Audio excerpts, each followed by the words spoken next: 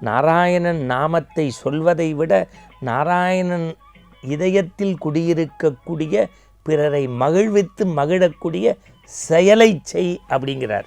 உடனடி காயத்துக்கு மருந்து போடுவது போல நம்முடைய மனத்திலிருந்து இறங்கி வந்து ஈகோவை இறக்கி வச்சுட்டு ஒன்றாக இணைவது தான் சிறப்பு.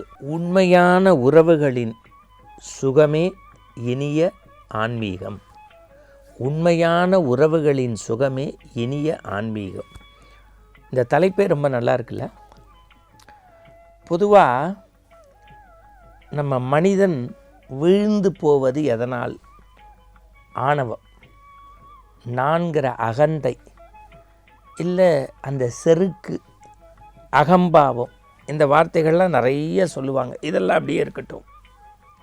முதல்ல எது வலிமை அப்படின்னு நம்ம தெரிஞ்சாதான் இந்த தலைப்புக்குள் உண்மையான சுகம் உறவின் மேன்மையில், உறவின் கொண்டாட்டத்தில், உறவை போற்றுவதில் தான் ஆன்மீகத்தினுடைய அடிநாதமே இருக்கான். நீங்கள் சும்மா புத்தம் சரணம் கச்சாமின்னு சொல்லிட்டு உயிர்கள் மீது அன்பு செலுத்தாமல் இருந்தால் பிரயோஜனம் இல்லையா? சிவாய மந்திரத்தை கண்மூடி சொல்லி பிறருக்கு நீங்கள் தீங்கு நினைவிப்பதனால பயன் இல்லையா? பிறகு எதிராக பயன்னா நாராயணன் நாமத்தை சொல்வதை விட நாராயணன் இதயத்தில் குடியிருக்கக்கூடிய பிறரை மகிழ்வித்து மகிழக்கூடிய செயலை செய் அப்படிங்கிறார். இது ரொம்ப நுட்பமாக ஆராயக்கூடிய பகுதி. ஒரு 8 வயது குழந்தை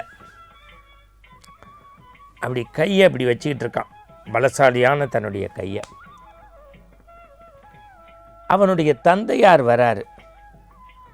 அவன் தோலை பிடிச்சி அமுக்கி இந்த கை மேலே கையை வச்சு அப்படி ரெண்டையும் பிடிச்சிக்கிட்டு இப்போ யார் பலசாலி சொல்லு அப்படிங்கிறார். அந்த பையன் ரொம்ப வேடிக்கையாக சொன்னான், அப்பா என்ன கேள்வி கேட்டேன்னா, இல்லை யார் பலசாலி? கண்டிப்பாக சொல்கிறேன், நான் தான் பலசாலி அப்படின்னா. அப்பாவுக்கு அந்த ஆன்சரில், அந்த விடையில் பெரிய ஒரு சந்தோஷம், மன நிறைவு இல்லை. கொஞ்ச நேரம் கழித்தது அவங்க வேலையை பார்த்தாங்க. திருப்பி மாலை பொழுது வந்தது. ஒரு டேபிளில் இந்த நுனியில் பையன் உட்காந்துருந்தான், அந்த நுனியில் அப்பா உட்காந்துருந்தார். இப்படி கையை அப்படி புஷ்டியாக மடக்கி யார் பலசாலி சொல்லு அப்படின்னா. பையன் வேடிக்கையாக சொன்னான், இதில் என்னப்பா நீ தான் பலசாலின்னா? இப்போ கரெக்டாக சொல்கிற, காலையில் ஏன் தப்பாக சொன்னேன்? இப்போ கரெக்டாக சொல்கிற, காலையில் ஏன் தப்பாக சொன்னேன்? பையன் சிரிச்சுக்கிட்டே சொன்னான், என்னப்பா காலையிலையும் சரியாக தான் சொன்னேன். நான் இப்படி கையை வச்சுருந்தேன், என் கையோடு உன் கையை வந்து பற்றிட்ட. இப்போ பற்றி இருக்க கை யார்? உன் கை. என் கைக்குள்ளே தானே அப்படி அடக்கமாக இருந்தது. அப்போ யார் பலசாலி? நான் தானே பலசாலி. இப்போ பிரிஞ்சிட்டோம். இயல்பாக என்னை விட நீ வயதில் பெரியவன், திடகாத்திரமான உடம்பு, நீ தான் பலசாலி.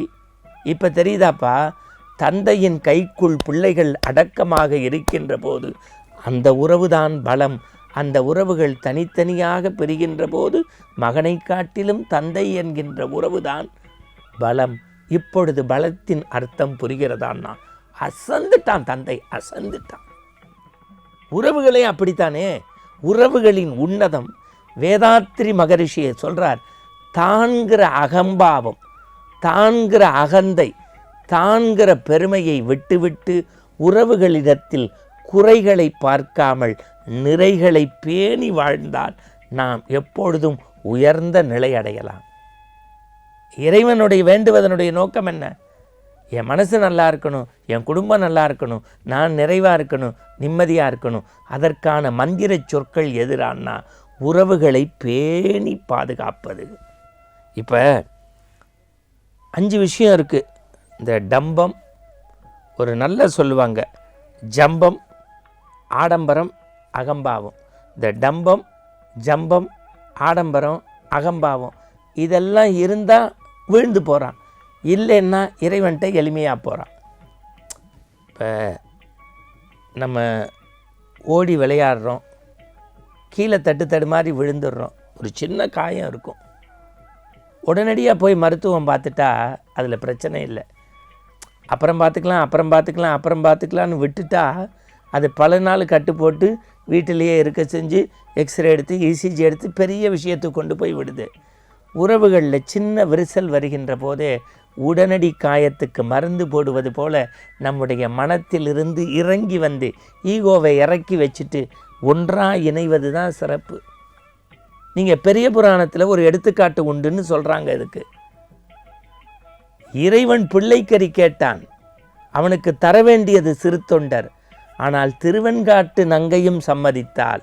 அதை விட ரொம்ப மகிழ்ச்சி, அந்த குடும்பத்தில் பணிப்பெண்ணாக இருந்த சந்தன நங்கை ஆகிய வேலைக்கார பெண்மணியும் ஒத்துக்கொண்டால். இந்த மூவரை காட்டிலும் சிறு தொண்டருடைய பிள்ளை சீராளனும் தன்னை இழப்பதற்கு ஒத்துக்கொண்டான். ஒரு இலக்கை அடைவதற்கு நல்ல குடும்பம், பல்கலைக்கழகம் என்று ஒவ்வொருவரும் இறங்கி வந்தார்களே. இதே நீங்கள் அப்படியே பக்தி இலக்கியங்களில் பாருங்க, ராவணனோ இரண்யனோ சூரபத்மனோ பிரம்மாவோ ஆணவத்தால் அகப்பட்டது தான் தெரியும். ஆணவத்தை விட்டுவிட்டு ஆண்டவன் அடியை தொழுவதற்கு மனிதர்களை நேசியுங்கள், உறவுக்கு கைகொடுங்கள். அது பாசம் நேசமாக விளங்கினால் நாள்தோறும் ஆனந்தம் நிலைத்திருக்கும் என்பதுதான் இந்த பகுதியினுடைய நோக்கம். எல்லாருடைய இதயத்திலும் ஆனந்த விதையை விதைப்போம், அதுவே நிரந்தரம்.